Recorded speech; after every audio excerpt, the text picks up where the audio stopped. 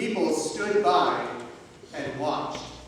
The rulers, meanwhile, sneered at him and said, "He saved others, let him save himself if he is the chosen one, the Messiah of God." Even the soldiers jeered at him. As they approached to offer him wine, they called out, "If you are king of the Jews, save yourself." Above him there was an inscription that read, "This is the King of the Jews." Now one of the criminals hanging there reviled Jesus, saying, "Are you not the Messiah? Save yourself and us." The other, however, rebuking him, said in reply, "Have you no fear of God? For you are subject to the same condemnation. And indeed, we have been condemned justly, for the sentence we received corresponds to our crimes. But this man has done nothing criminal." Then he said to Jesus, "Remember me when you come into your kingdom." He replied to him, "Amen, and I say to you, today you will be with me in paradise."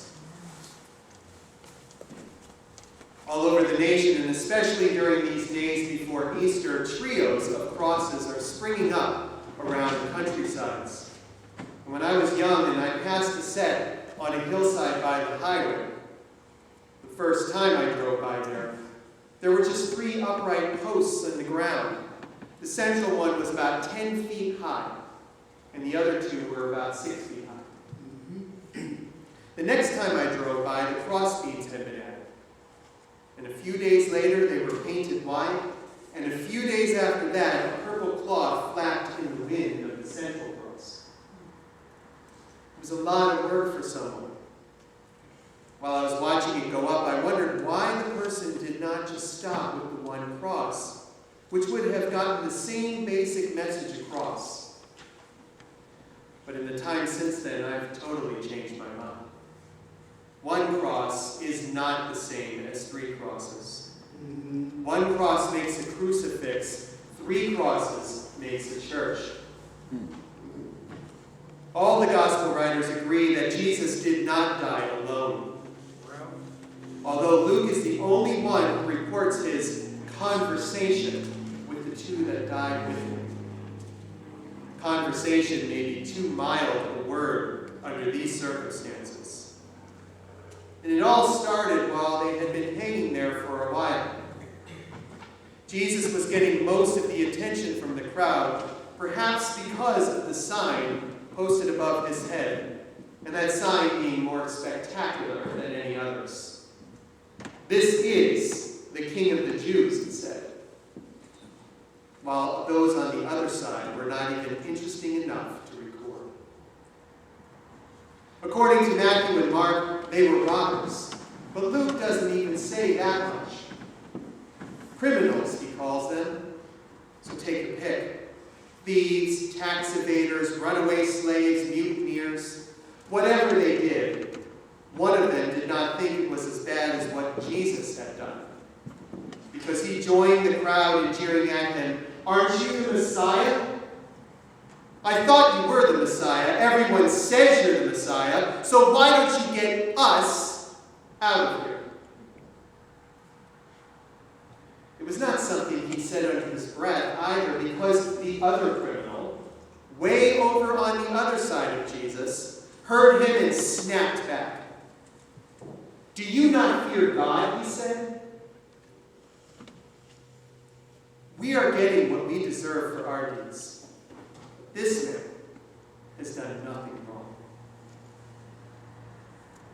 Even on the cross, Jesus was surrounded by controversy, being attacked from one side and defended from the other by 2 men who were as different as they could be.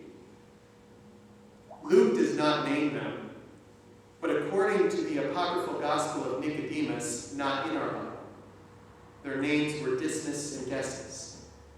Dismas being the criminal who defended Jesus, and Gestas being the one who would have spit on him if he had gotten himself turned around him. One thing I've noticed over these many years in ministry about dying people is is that oftentimes they become more of who they are than they had ever been. The approach of death may sap the strength they once had for pretending. Disguises fall away along with defenses until all that is left is a condensed version of themselves, in which the core of the human being is laid bare. Some people become meaner than water moccasins, while others become almost luminous. And it's not always easy to tell ahead of time who will turn out to be whom. Judging from Jesus' behavior on the cross, I would guess that he had been a bitter man most of his life. Maybe he learned early on that there was no sense hoping for much, since everything he loved would be taken away from him sooner or later. Maybe he really was a thief who dedicated his life to stealing back what had been stolen from him. However it happened, he did not blame himself. That plus his losses would have done him in. So he blamed other people instead for what they had or had not done to make him who he was. His death sentence was probably no surprise to him. He'd been expecting as much for most of his life, but when it finally came, he bore no responsibility for it. Whatever he had done to earn it was not, in his mind, his fault.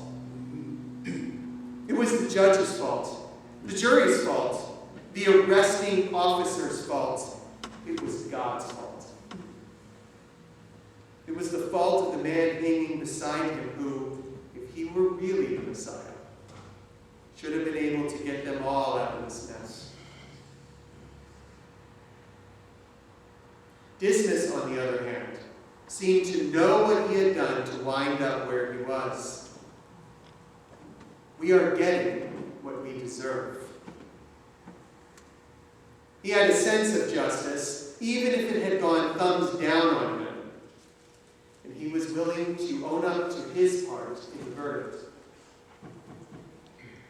Who knows what allowed him to do that? Maybe he was one of those half-hearted criminals who are half relieved to be caught.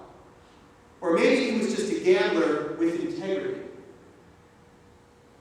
When he lost, he did not pull out his pistols and shoot everyone else at the table. He simply lost with as much dignity as he could muster. Whatever it was, he seemed to know that the one strong move left to him in his life was to accept the responsibility for what he had done and to face the consequences. While Gestas lay tied to the railroad tracks, cursing everyone he had ever known in his life, Dismas turned to face the locomotive and even opened his arms to it. Jesus, remember me when you come into your kingdom. This man still had hope. Hanging there, bloody, exhausted, and as guilty as he was, he recognized someone who was going farther than he was, in whose memory, at least, he might survive. That was all he asked, to be remembered. But he was granted with so much more. Truly, I tell you, the man in the middle said to him, today you will be with me in paradise. They had hours yet to go before that promise came true. Long hours in which Luke reports no more talk between the prisoners. And yet wherever the symbol of the three crosses survives, their conversation continues. Gestas and Dismas both have their say, while Jesus bridges the distance between them, the bitter man and the hopeful one, the lost one and the found. There may be only one cross hanging from our ceiling today, but God knows we are all hanging on the other two.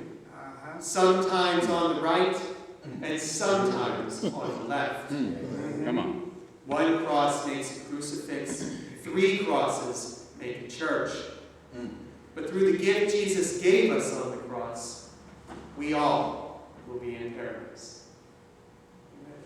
Amen. Amen.